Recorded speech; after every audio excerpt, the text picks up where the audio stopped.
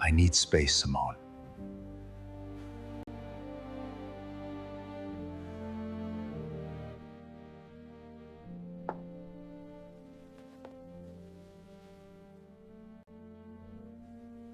Then let's make it permanent.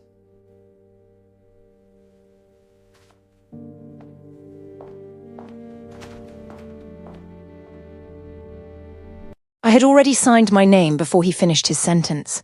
That's the part nobody tells you about the moment you've been dreading for months. It doesn't arrive like a storm. It arrives like weather you've already checked the forecast for. Woo-jin stood at the far end of our kitchen with his tie loosened and his shirt sleeves rolled to the forearm, the way he always dressed down when he was about to say something he'd rehearsed in a mirror somewhere before he found the nerve to say it to my face. I recognized the posture immediately. 4 years married to that particular kind of stillness had taught me to read it the way other women read weather patterns before a hurricane. "I need space, Simone," he said. "Just for a while." I set my coffee cup down on the marble without a sound. 4 years of watching this man run an empire had taught me that quiet carries more weight than volume ever could, and I had learned to speak his language whether I wanted to or not. "Okay," I said. He blinked. Of all the reactions he'd braced for, mine clearly wasn't one of them. "Okay? You want space? I'm not going to fight you for a version of yourself that isn't willing to be in this house right now." I kept my voice level, the way I'd learned to keep it level in every difficult conversation this marriage had handed me, because falling apart in front of Woo-jin Jang had never once changed his mind about anything. It only ever gave him something else to manage. I'm not asking you to leave. I'm asking for time. Time to do what? He didn't answer. That was the thing about my husband that 4 years hadn't cured me of. He could stand in a room and let a silence stretch until it did more damage than any sentence could have, and he seemed to genuinely believe that omission wasn't the same thing as a lie. I reached into the leather portfolio I kept by the door, the one he'd always assumed held foundation paperwork, grant applications, the ordinary architecture of the non-profit I ran, and I took out the folder I'd had drafted 6 weeks earlier and never told him about. I set it on the counter between us and slid it toward him with 2 fingers, the way you'd return a check you never intended to cash. "Then let's make it permanent," I said. I already had the papers drawn up. I was hoping I wouldn't need them. Guess today's the day. For the first time in 4 years of marriage, I watched Woo-jin Jang lose the ability to finish a sentence. "You drew up divorce papers," he said slowly, staring at the folder like it might rearrange itself into something less final if he looked at it long enough. 6 weeks ago. I told you. I was hoping I wouldn't need them. Because I suspected you were pulling away from me for 2 months before you found the nerve to say it out loud, I said. "I'm not stupid, Woo-jin. You stopped telling me your schedule. You started taking calls in the garage instead of the study. You've flinched every single time I've left this house alone since March. A woman notices when her husband starts treating her like a variable he's trying to protect instead of a person he's choosing to be married to. Something moved behind his eyes, not surprise exactly. Recognition. The specific look of a man realizing he'd underestimated how closely he was being watched by the one person he'd assumed wasn't watching at all. "That's not what this is," he said. "Then tell me what it is." He didn't. He looked at the folder instead, at my signature already dried on the last page, and his jaw tightened the way it always did when he was choosing which truth to hand someone and which to keep in reserve. I had married that jaw 4 years ago without fully understanding what it would cost me to love a man who rationed his own honesty like currency he couldn't afford to spend freely. Not even on the person who'd promised to spend her whole life beside him. If you're new here, welcome, and if you've ever built something quietly, on your own terms, while everyone around you assumed you were only ever going to be someone's wife, drop a comment below with the word "reedy." This story is for you. Sign it or don't, I said, gathering my keys off the counter. But I'm not standing in this kitchen waiting for you to decide how much of the truth I'm allowed to have. I've spent enough of this marriage waiting. I want you to understand something about walking away from a man like Woo-jin Jang. It is not the same as walking away from an ordinary husband. There is no clean exit, no slammed door that stays shut behind you. There is only the question of whether you leave as someone who needs him to let you go, or someone who was already standing on her own ground the entire time. I hadn't always been standing on ground of my own. I need to back up, because none of what happened next makes sense unless you understand where I came from and what 4 years married into that family actually cost a woman who refused to disappear inside it. I was a waitress. Not was in the softened, past tense way people say it now when they want to sound humble at a gala. I mean, I carried plates for 6 years at a diner, 2 blocks from the port, on my feet 12 hours a day, counting quarters in a car with a check engine light I couldn't afford to look at. Mr. Halloway, who owned the place, used to tell me I had the kind of memory that would take me somewhere someday. I never forgot an order, never wrote anything down, and regulars loved me for it. It wasn't a gift. It was survival. Forgetting things cost tips I couldn't afford to lose. Woo-jin Jang walked into that diner on a Tuesday night in a suit that cost more than my rent, sat in my section, and ordered black coffee and eggs like a man who hadn't slept in 3 days. He tipped exactly 10%, which I later learned was a test. Anyone who over-tipped a stranger was performing generosity for an audience, and he'd built his entire life around not trusting performances. He came back the following Tuesday, and the one after that. By the 4th week, I'd started setting his coffee down before he ordered it, and he'd started staying until close, watching me work with an attention that should have unsettled me, and somehow never did. I didn't know who he was. I found out 3 weeks later, when Mr. Halloway quietly informed me that the man from Tuesday nights had bought the building we worked in, along with the 4 buildings beside it, and that my job, along with everyone else's, was safe for as long as I wanted it. I marched down to the address on the deed transfer with my apron still on and told him I didn't need saving. He said he hadn't been trying to save me. He said he'd been trying to find a reason to see me again that didn't look like exactly what it was. That was Woo-jin's particular flavor of honesty, brutal, unhurried, and always half a step ahead of what an ordinary man would admit out loud. It took him 4 months to tell me what his family actually did beneath the shipping manifests and the real estate holdings. I remember sitting across from him in a parked car outside my apartment, listening to him lay it out in that same flat, unhurried voice he used for everything, watching him brace for me to run. I didn't run. I asked questions instead, practical ones, the kind a waitress who'd survived worse than most people's nightmares knew to ask. It took me another 2 months after that to decide I was staying anyway, not because I didn't understand the danger, but because I finally did. And some stubborn part of me had already fallen for the man underneath it.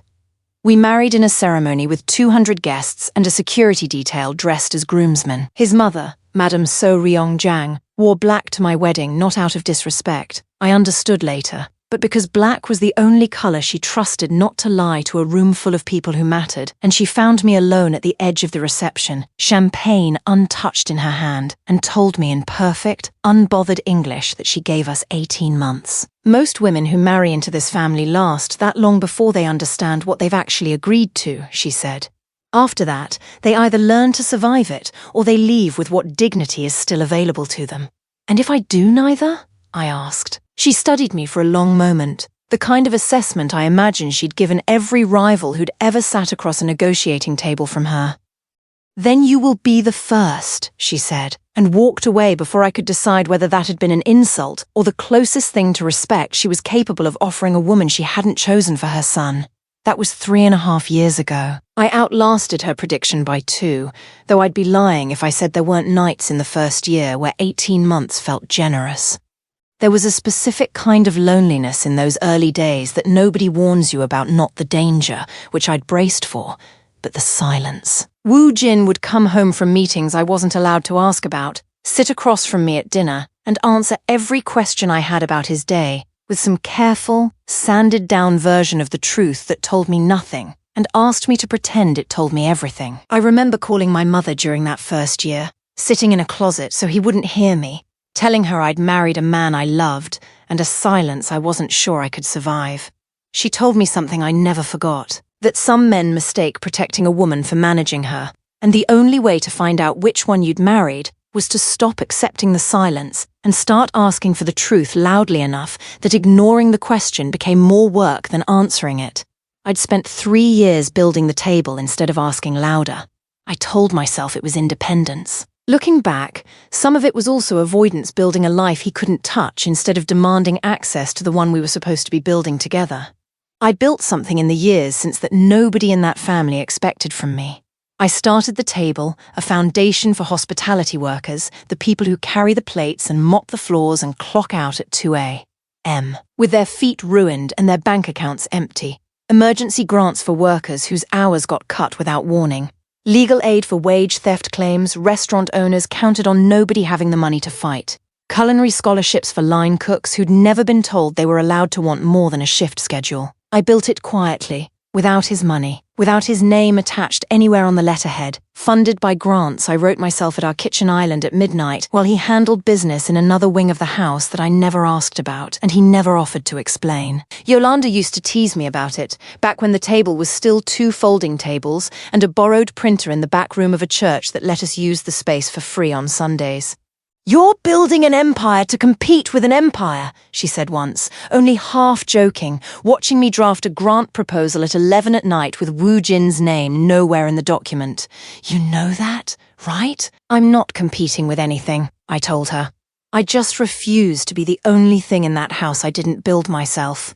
She'd nodded slowly, the way she did when she understood something before I'd finished explaining it, and gone back to organizing the intake folders for that month's emergency grants. I remember the first woman we ever helped a line cook named Denise, 6 months pregnant, fired without notice after she asked for a schedule adjustment around her doctor's appointments. We covered her rent for 2 months while she found new work and a lawyer who'd take her wage complaint on contingency. When she came back a year later to donate $50, she absolutely could not spare. I understood, for the first time, what I was actually building not a hedge against my marriage, though it had started as one if I'm honest with myself, but a promise to every version of the woman I used to be that somebody, somewhere, was finally paying attention to people the world walked past without looking down. 3 years in, the table operated in 11 cities.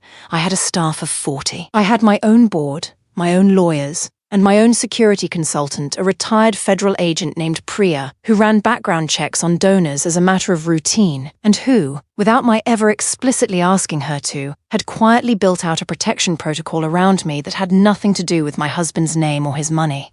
I never told Woo-jin how far I'd built it. Some small, guarded part of me had always known that a day might come where I needed an identity that existed entirely independent of Jang Maritime, the company that ran on the paperwork, the legitimate half of an empire that everyone in the city pretended not to know had another half underneath it. What mattered on the day my husband asked for space in our kitchen was that I wasn't a woman standing at the edge of a cliff with nothing beneath her. I was a woman who had already built her own ground to land on. So when he said the word space, and I slid divorce papers across the marble instead of begging him to explain himself, it wasn't performance. It was 4 years of quiet preparation meeting, one sentence I'd promised myself I wouldn't cry over. And when his hand came up, as I passed him on my way to the door not to stop me, I understood later. But simply because some instinct in him reached before his mind had caught up to what was actually happening, I was already past it. Already through the foyer. Already outside in air that tasted cleaner than anything in that house had in months. I drove to the table's downtown office with my hands steady on the wheel and my heart doing something considerably less composed beneath my ribs. The drive gave me 11 minutes I hadn't asked for, and my mind used every one of them to drag up a memory I usually kept carefully filed away the first time I'd understood, really understood, what it meant to be married into a family like Woo-jin's.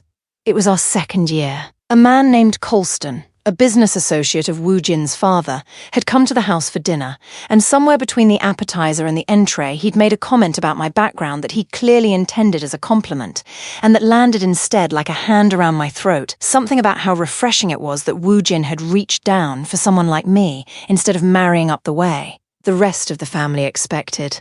I remember the silence that followed, and I remember Woo-jin setting down his fork with a precision that made the whole table go still. And I remember that he didn't raise his voice at all when he told Colston that the difference between the two of them was that I had built everything I owned with my own hands, and Colston had inherited his. Colston left before dessert.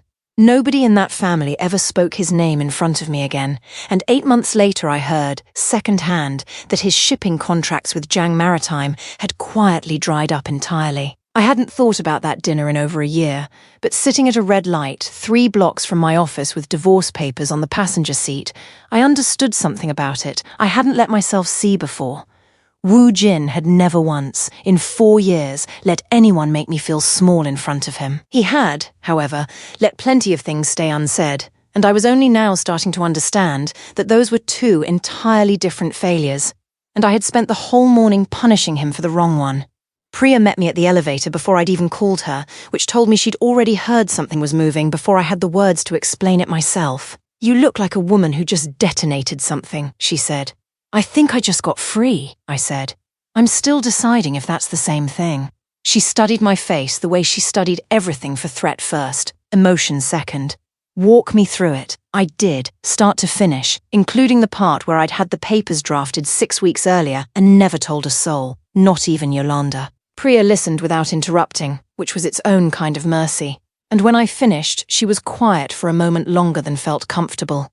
"He didn't stop you," she said finally. "No, that's the part that doesn't sit right with me," she said. A man like that, watching his wife walk out the door with signed papers in her hand, if this was really about wanting distance, wanting space the way he said, he'd have argued, at minimum.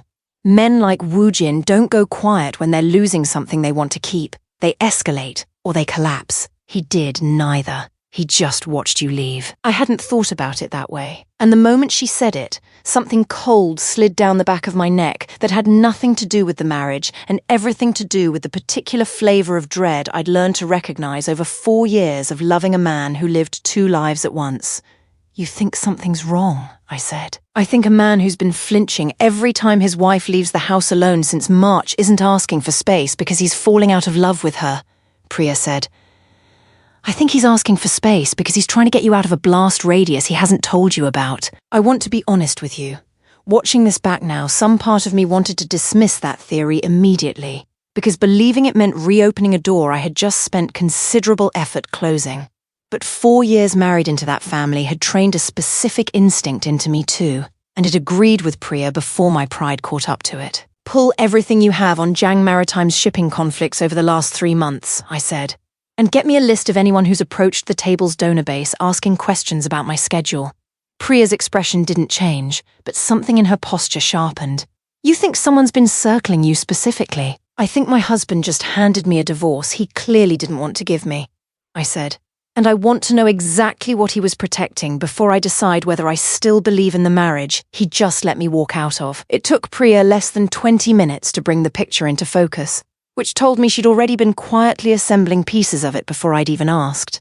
"Raya's family," she said, sliding a tablet across her desk toward me. "Rival shipping operation, based 2 states over, been trying to muscle into Jang Maritime's northern lanes for the better part of a year. 3 of their associates have made inquiries about the table's donor events in the last 6 weeks. 2 of them asked specifically what days you personally attend site visits. I scrolled through the timeline she'd built dates, names, cross-referenced against my own calendar without my having any idea it was happening. Some part of me registered that I should probably feel unsettled by how thoroughly she'd been tracking my movements. Instead, what I felt was closer to gratitude. "How long have you suspected this was building?" "About 3 weeks. Confirmed 2 days ago, when one of their people tried to get hired onto your catering staff for the spring gala, using a background that didn't hold up under a second look." Priya tapped the screen, pulling up a still image of a man in a delivery uniform standing near the table's loading dock, time-stamped 10 days earlier. "I flagged it to your husband's security office, not to you directly, because I assumed at the time that he already knew and was simply keeping the details from both of us the way men in his position tend to. I didn't realize until this morning that he might have been keeping it from you specifically and using you as the reason to keep it from me too. So he's known for weeks, at minimum," Priya said. "Long enough to start asking for space instead of asking for help.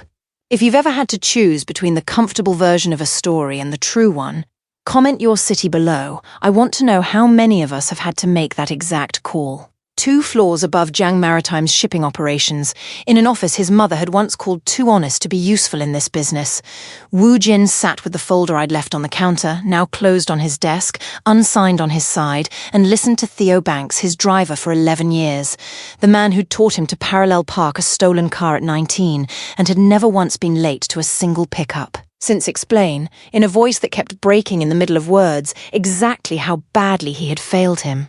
"They have my brother," Theo said, 3 weeks. They're holding him at a warehouse near the eastern docks, and every few days they send me a photo to remind me they still can. Woo-jin did not move. His mother stood by the window with her arms folded, her expression unreadable in the particular way that had made grown men flinch across a boardroom table for 30 years.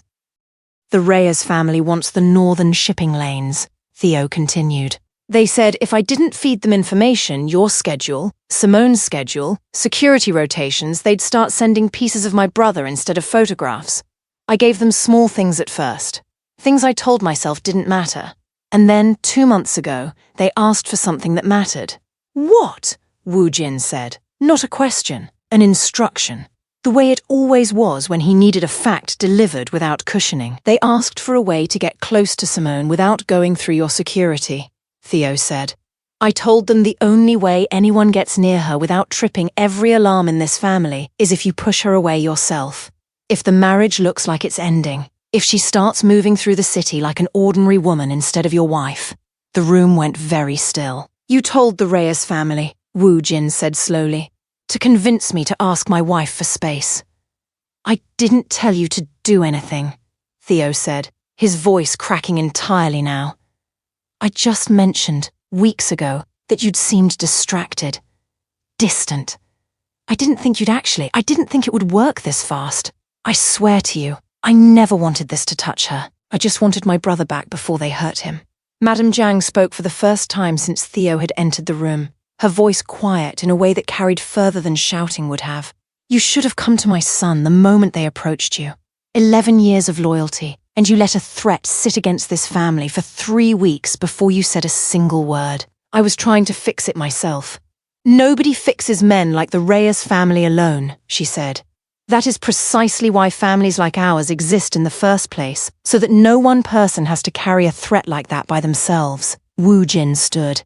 He did it slowly, the unhurried motion his mother had trained into him since he was a boy. The motion that meant a decision was already made, and the only remaining question was how much damage would attach to it. I didn't know, watching it back later through the pieces he told me, that this was also the moment he was remembering his younger brother, Daehyun, a name he almost never said out loud. Not even to me, not in 4 years of marriage. Daehyun had been 22, 3 years younger than Woo-jin, and by every account Woo-jin ever gave me later, nothing like the rest of the family he'd wanted to run a restaurant, had actually enrolled in culinary school against their father's wishes, and Woo-jin used to slip away from the business to meet him after class, the two of them eating at a noodle stand 2 blocks from campus where nobody would recognize the Jang name. It was an ordinary kindness, an older brother making time for a younger one, and it was also, without either of them knowing it, a pattern, same stand, same night of the week, same 2 hours where Woo-jin's guard came down because for once in his life he was allowed to just be somebody's brother. A rival family Woo-jin's father had been squeezing out of a shipping route watched that pattern for 6 weeks before they used it. Daehyun died at that noodle stand on a Thursday night, and the message the family sent along with it was simple. We knew exactly where to find what you loved. Woo-jin had spent the 13 years since building a single unbending rule around that grief. The people he loved most stayed one careful step removed from the parts of his life that could get them killed, and no pattern involving them was ever allowed to repeat itself long enough for someone to learn it. He had built an entire marriage on that rule without ever once explaining it to the woman living inside it. You didn't manufacture my instinct, Woo-jin said finally, to Theo, though the words seemed aimed somewhere further back than the room they were standing in. I asked for space, because some part of me already suspected we were being watched, and I made the mistake of thinking distance would protect her instead of exposing her. That's my failure, not yours. But you should have trusted me with the truth the moment they approached you. I'm sorry. I know, Woo-jin said, something almost gentle moving beneath the flatness of it. Get your brother's location narrowed down. We move on it the moment Simone is secure. He turned to his mother. Where is she right now? Her office, Madame Jang said. Priya has her covered. For now. For now isn't good enough. No, his mother agreed. It isn't. You should not have let her walk out that door without telling her the truth. Woo-jin, I raised you to protect people by standing beside them, not by disappearing behind a decision they never agreed to. I was trying to keep her out of it entirely. You cannot keep a woman like that out of anything, Madame Jang said. You married her because she refused to be managed. Did you truly believe she would accept being managed now, simply because the stakes had grown larger? Woo-jin didn't answer that, because there wasn't an answer that didn't indict him. And I imagine this was the exact moment my husband finally understood he had repeated the same mistake his own father made a generation earlier, mistaking silence for protection and control for love, when the woman on the other end of it had never once asked to be shielded from the truth. She had only ever asked to be trusted with it. He called me from the car. I need you to listen to me without hanging up, he said, before I'd said a word. His voice had none of its usual unhurried control. It moved fast, urgent, stripped of the choreography I'd learned to read like a second language over 4 years. I'm listening, I said. The space I asked for it was never about the marriage. There's a family trying to move on our shipping lanes, and they've been circling you for weeks. I thought if it looked like we were separating, if you moved through the city like an ordinary woman instead of my wife, it would put distance between you and whatever target is on my back. I was wrong. I made a decision that put you in more danger, not less. And I did it without telling you the truth, because some part of me actually believed I could protect you by disappearing from your life instead of standing in it. I closed my eyes. Behind me, Priya's expression had already shifted into something sharper, already anticipating the next several moves before I'd caught up to the current one. Say that again, I said quietly. The part about them circling me. Simone, I need you to leave the office right now and let Priya's people move you somewhere secure. I have reason to believe.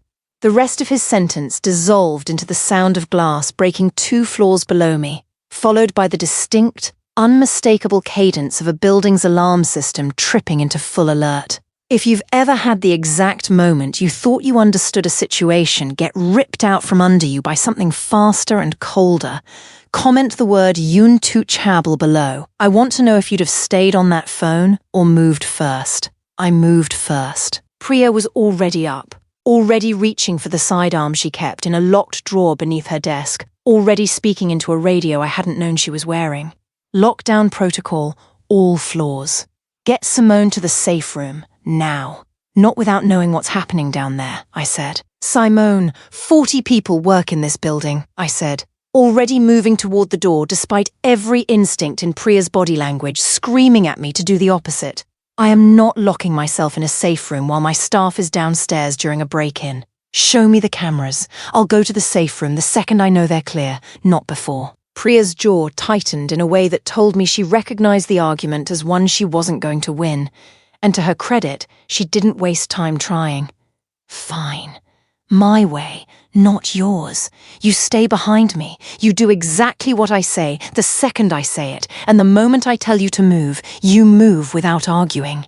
Deal. We took the service stairwell instead of the elevator, Priya's weapon drawn and held low. Her steps economical, in a way that told me this wasn't the first time she'd walked toward danger instead of away from it. 2 floors down, the lobby's glass entrance had been shattered, cold air pouring through onto marble I'd chosen myself for exactly the calm, professional impression I'd wanted this building to make. A man I didn't recognize stood near the reception desk with Yolanda, my best friend, my co-director. The woman who had built the table beside me from the very first grant application in a coffee shop 6 years earlier, held by the arm, her face pale but her chin lifted in the specific stubborn angle I'd seen on her 100 times before, the angle that meant she was terrified and refusing to show it, to whoever was frightening her. "Where is she?" the man said, and I recognized the accent immediately, the particular cadence Priya's research had flagged an hour earlier. Raya's family. The wife. "Where's Jang's wife?" "I don't know what you're talking about," Yolanda said, and something in her voice cracked despite her best effort to hold it steady. I stepped out from behind the stairwell door before Priya could stop me, because there is a particular kind of math that happens in a person's chest when someone they love is standing in danger meant for them, and no amount of tactical training changes the answer that math produces. "I'm right here," I said. "Let her go." The man's eyes moved over me, calculating, and something in his expression shifted towards satisfaction that made my skin crawl. "Mrs. Jang, you're a hard woman to find alone." "I'm not alone," I said. And I meant it in more ways than one. Meant Priya at my back with a weapon already raised. Meant the security protocol I'd built over 3 years without ever telling my husband how thorough it was. Meant the version of myself that had walked out of that kitchen this morning already refusing. On some level I hadn't fully articulated even to myself to ever be leverage against anyone again. The man's gaze flicked past me toward Priya, weighing her the way I imagined he'd weighed 100 rooms before this one, calculating angles and exits, and how much time he actually had before this went from simple to complicated. Yolanda's arm was still caught in his grip, and I watched her wince as his fingers tightened, a small, involuntary sound escaping her that broke something loose in my chest, not fear exactly, or not only fear. Something closer to the particular fury of watching someone you love pay a price that was supposed to be yours alone to carry. Let her go, I said again, quieter this time, and something in the stillness of my own voice must have unsettled him, because for half a second his grip on Yolanda loosened, just enough, just barely, the way a person's hand does when they're recalculating whether the woman in front of them is actually as harmless as she's supposed to be. What happened next took longer than 11 seconds, though every piece of it lived in my body afterward with the sharpness of something that had happened all at once. Priya caught my wrist before I could step fully into the lobby.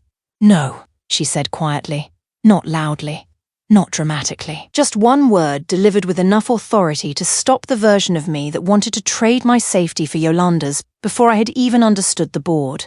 The man holding her heard us anyway. His head turned toward the stairwell, and his grip tightened around her arm. I said, "Where is she?" he shouted. Yolanda's eyes found mine through the narrow opening in the stairwell door. She did not call my name. She did not nod toward me.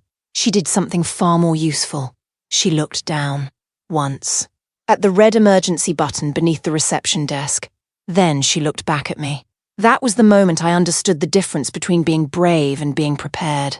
Brave would have been walking into the lobby and offering myself in exchange for her. Prepared was remembering that Yolanda and I had designed this building together. Prepared was knowing exactly what happened when that button was pressed. Prepared was trusting the woman beside me to understand the plan without needing me to rescue her from it. I stepped back from the door. Priya's eyes flicked toward me, surprised for less than half a second. "The reception lockdown," I whispered. "Can you trigger it remotely?" Her hand was already moving toward the tablet clipped inside her jacket. "Yes, not yet. The glass partitions drop in 2 stages. If we seal the outer doors first, he'll move her toward the service corridor. That gives your people a clean angle from the mailroom." Priya looked at me differently then. Not like a client refusing instructions. Like a woman finally using the architecture she had paid to build. "You remember the timing?" she asked. I approved the system. "Good. On my count, you trigger the lights. I'll drop the first partition." Yolanda hits the button when she sees the lobby go dark. And if she misses it, she won't. The certainty in Priya's voice steadied something in me. The man dragged Yolanda 1 step away from the desk. "Last chance," he called. "Mrs. Jang comes down, or your friend starts paying her debt." He wanted me afraid enough to become predictable. He had built his entire plan around the belief that a wife would behave like an attachment to her husband's empire instead of the head of her own. That mistake was the only advantage I needed.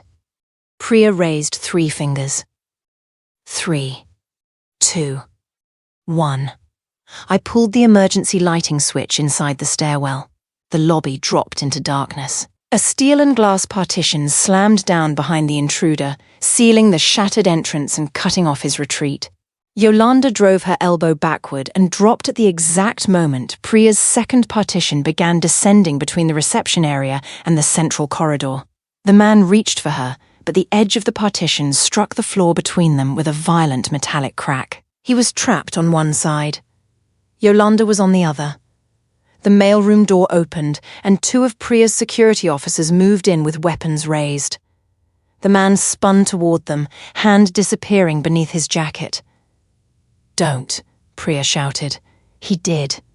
The shot that followed was controlled and final enough to end the threat without ending his life. He went down beside the reception desk, the weapon sliding across the marble and stopping beneath the framed photograph from our first scholarship ceremony. Yolanda crawled toward the stairwell. I opened the door and pulled her through before the partition had fully settled. For several seconds, Neither of us said anything. She folded against me, shaking hard enough that her teeth clicked together, and I held her with both arms while Priya moved past us into the lobby, already issuing instructions into her radio. You knew, I whispered into Yolanda's hair. You remembered the button. You made me sit through 6 emergency drills, she said, breathless and furious and alive. I was not about to let those Saturdays go to waste. I laughed once, though nothing about the sound resembled humour. It came out broken and relieved and closer to a sob than I wanted anyone to hear. Then the service stairwell door burst open 2 floors below us, and footsteps hit the concrete fast enough to tell me who was coming before I saw him. Woo-jin appeared with 2 of his men behind him, his gun drawn, his tie gone, his face stripped of every layer of control I had ever watched him wear. He reached the landing, saw Yolanda in my arms, saw the secured intruder through the glass, and then looked at me. The expression on his face was not power. It was terror arriving late. Simone. He said my name like a man checking whether the world had left anything behind for him. I'm fine, I said. He moved toward me. I raised one hand. He stopped. That mattered more than I expected it to.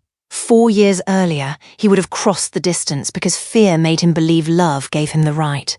Now, with broken glass behind him and armed men waiting for his command, he stood exactly where I told him to stand. You were right, he said, about all of it. This is not the place. I know. His eyes moved over me anyway, checking for injuries he did not have permission to touch. But I need you to understand that I never wanted. The word came out sharper than Priya's had in the stairwell. Woo-jin went silent. I understand more than you think, I said. I understand that you were afraid. I understand someone was watching me. I understand you thought pushing me away would remove me from the danger attached to your name. What I do not accept is the idea that your fear gave you the right to reorganize my life without my consent. His jaw tightened, but not defensively. He was holding himself still, because any movement toward me would prove my point. I made the wrong decision, he said. You made several decisions. You hid the threat. You changed your schedule. You let me believe your distance meant you no longer wanted the marriage. Then you asked for space without giving me the truth you already knew would change the meaning of the request. I thought if you hated me, you would leave faster. The honesty of it landed harder than an excuse would have. I stared at him. He looked away first. My brother died because someone learned where to find what I loved, he said. I spent 13 years believing the answer was to make love difficult to locate. When they started asking about you, I did what I have always done. I moved the person I loved instead of moving the fear. Behind him, one of Priya's officers was reading the intruder his rights while another called for medical support.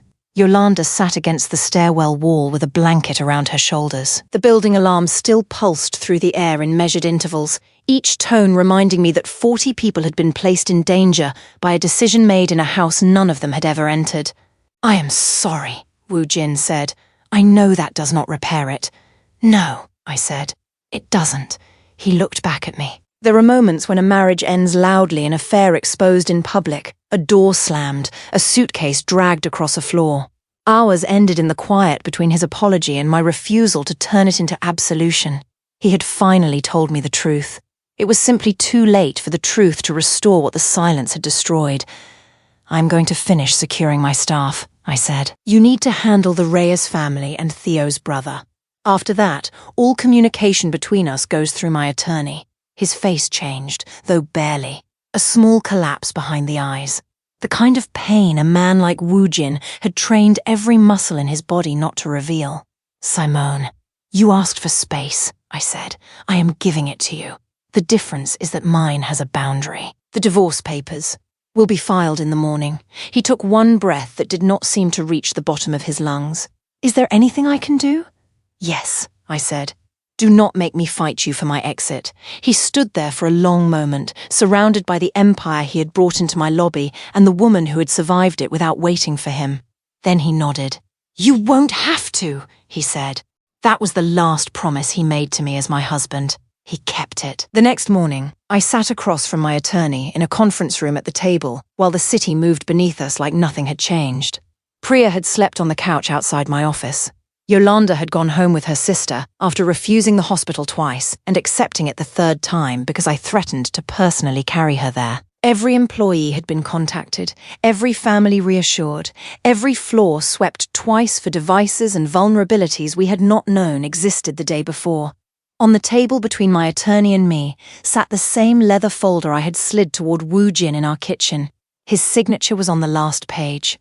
No delay, no challenge, no hidden clause. He had also signed a statement relinquishing any claim to the table, any right to use his marital connection to influence its board, and any authority over security decisions involving my staff. The document had not been required. He had asked his attorneys to include it anyway. He is giving you everything you requested, my attorney said carefully. I did not request generosity. No. You requested freedom. I looked at Woo-jin's signature beneath mine. For 4 years, I had loved the discipline in his handwriting. Every letter controlled, every line deliberate, nothing careless enough to reveal the hand beneath it. That morning, it looked different. Not because the ink had changed, but because I had. I signed the filing authorization. The papers went to court before noon. If you have ever had someone finally become honest, only after their honesty could no longer save the relationship, comment the word free below. Sometimes closure is not getting the answer early enough to stay. Sometimes it is getting the answer late enough to leave without doubting yourself. Woo-jin did not call me. He sent one message that afternoon. Theo's brother is alive. We have his location. I will update Priya when he is secure. I will not contact you again unless you ask me to. I read it twice. Then I handed the phone to Priya and asked her to archive it with the rest of the case material. 3 days later, Theo's brother came home. The operation happened before dawn at a warehouse near the eastern docks. I knew only what Priya considered relevant to my safety.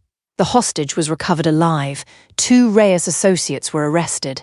Theo cooperated fully. No member of my staff was exposed to further risk. Woo-jin dismantled the Reyes family's access to the northern shipping lanes over the following month, not with the theatrical violence people like to imagine when they hear the word mafia, but with contracts, debts, partnerships, and the cold removal of every legitimate surface their operation depended on. Warehouses changed owners. Insurance disappeared. Vendors withdrew. Accounts froze under regulatory scrutiny that arrived too precisely to be coincidence.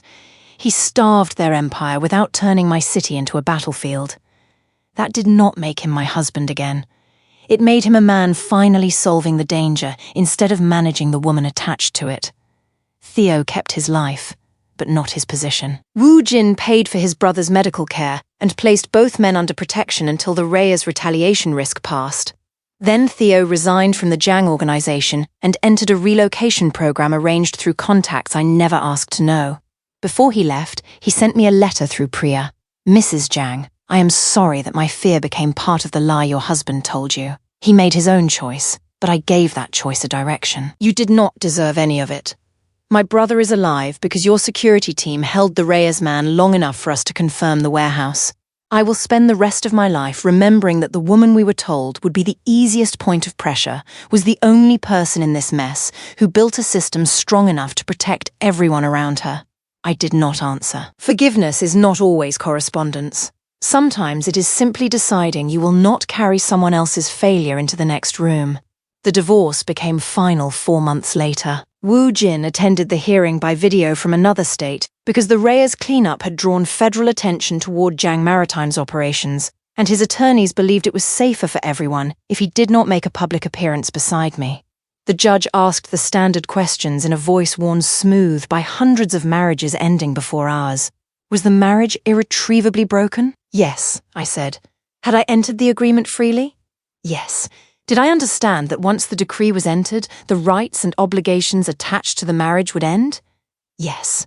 On the screen, Woo-jin sat alone at a conference table in a black suit, his face composed enough that anyone who did not know him would have seen nothing. I knew him. I saw the tension in the hand resting beside his attorney's folder. I saw the moment the judge said the decree would be entered that afternoon. I saw his thumb press once against the base of his wedding ring before he removed it. He did not look away from me while he did it. Neither did I. When the hearing ended, my attorney closed her laptop and asked whether I wanted a moment. No, I said. I stood, walked out of the courthouse, and stepped into bright afternoon sunlight with my own name restored on every document that mattered. Simone Carter. Not Mrs. Jang. Not the wife of an empire. Not the woman someone had to move for her own protection. Just the woman who had built the ground beneath her feet before she knew exactly when she would need it. Untouchable did not mean nobody could hurt me. Woo-jin had hurt me deeply, and pretending otherwise would have turned strength into performance. Untouchable meant the hurt could no longer decide where I lived, what I built, who controlled my future, or how much truth I was permitted to receive about my own life. That was the kind of power nobody could hand me in a settlement. I had already earned it. The table expanded to 18 cities the following year. The break-in changed how we operated. We created an emergency security grant for non-profit leaders and small business owners facing credible threats but unable to afford professional protection. Priya built the program herself, insisting that safety should not remain a luxury available only to corporations and crime families. Yolanda returned to work after 3 weeks and redesigned every staff training protocol with the ruthless focus of a woman who had tested the old system from the wrong side of a locked partition. We named the program Groundwork, not after Woo-jin, not after what happened, after the principle that had saved us. Every vulnerable person deserved something solid beneath them before the emergency arrived. Denise, the first-line cook the table ever helped, became director of our newest regional office. At the opening, she brought her daughter, now old enough to stand at the podium, and announced that her mother was the boss of helping people. The room laughed. Denise cried. I stood beside them and understood that the life I had built was no longer an escape route from a marriage. It was a road other women could use whether they ever needed to escape anything at all. Madame Jang came to see me 2 weeks after the divorce became final. She arrived alone, wearing black, carrying no flowers and no apology prepared for performance. My assistant showed her into my office, and for a while she stood in front of the photograph from the Groundwork launch without speaking. My son has not asked me to come, she said finally. I assumed he hadn't. He would consider it another form of interference. He would be right. The corner of her mouth moved. Not quite a smile. You are very difficult to intimidate, she said. I had a good teacher. That earned the smallest actual smile I had ever seen from her. Then it disappeared. He loved you, she said. I know. He still does. I know that too. She studied me, perhaps waiting for the confession people always expect from a divorced woman that love remained, that regret had softened the edges, that some hidden door might still be open if the right person knocked with enough humility. I gave her the truth instead. I still love parts of him, I said. That is not the same as trusting him with my life again. Madame Jang lowered her eyes for a moment. No, she said, it is not. He learned the lesson. He learned it after the consequence. And you believe the consequence must remain. I believe removing it would teach both of us that my boundaries are temporary when his regret becomes painful enough. She absorbed that without argument. When she reached the door, she stopped. I told you at your wedding that women who married into our family either learned to survive or left with whatever dignity remained. I remember. I was wrong, she said. You did not leave with what remained. You left with everything that was yours. Then she walked out of my office before I could decide whether it was an apology, a blessing, or simply the first honest thing one Jang woman had ever given another without expecting anything in return. Woo-jin and I did not speak for 11 months. I saw his name in business articles. Jang Maritime separated several of its legitimate operations from the family's private holdings. 3 senior men associated with his father's era retired within the same quarter. A compliance division appeared where no one had expected one. Shipping contracts were rewritten. Security protocols changed. He stopped using spouses and relatives as invisible extensions of the organization and began treating them as independent people with the right to understand risks attached to them. That last part came to me through Priya, who received a formal request from Jang Maritime to consult on consent-based family security planning. He is changing, she said, after reading the proposal. I hope he is. You don't sound tempted. Change is what he owes himself and everyone who still depends on him. It is not a down payment on getting me back. Priya nodded once. Good. The first time I saw Woo-jin again was at a fundraising dinner for Groundwork. He had purchased a table through a shell company, which would have irritated me if Priya had not caught it immediately and informed him that anonymous attendance was not permitted. To his credit, he changed the reservation into his own name. He sat near the back. No entourage, no security visible enough to turn the room toward him, no attempt to approach me during the reception. He listened while Yolanda described the break-in without naming the family responsible. He watched Denise speak about the first emergency grant that had kept her housed. He stood with everyone else when I took the stage. For 1 second, our eyes met across the room. There was love there. There was regret. There was also distance, clean and complete, the kind he had asked for in our kitchen without understanding what it would become once I was the one defining it. After the dinner, I found an envelope on my office desk. Priya had screened it before allowing it through. Inside was a single page in Woo-jin's controlled handwriting. Simone, I used to believe love was proven by what a man could prevent from reaching the woman beside him. You taught me that love without truth is simply another locked room, even when the person holding the key believes he is protecting someone inside it. I will not ask you to reconsider. I will not turn the work I should have done years ago into an argument for another chance. I only wanted you to know that the lessons stayed after you left. You were never untouchable because of my name. You were untouchable because you knew when to put it down. Woo-jin, I read it once. Then I placed it in the same drawer as the copy of our divorce decree, beneath the original folder I had carried into the kitchen the morning he asked for space. I did not call him. Some endings are not failures of love. They are proof that love alone was never supposed to outrank dignity, consent, or truth. I had spent years believing strength meant preparing an exit, but praying I would never have to use it.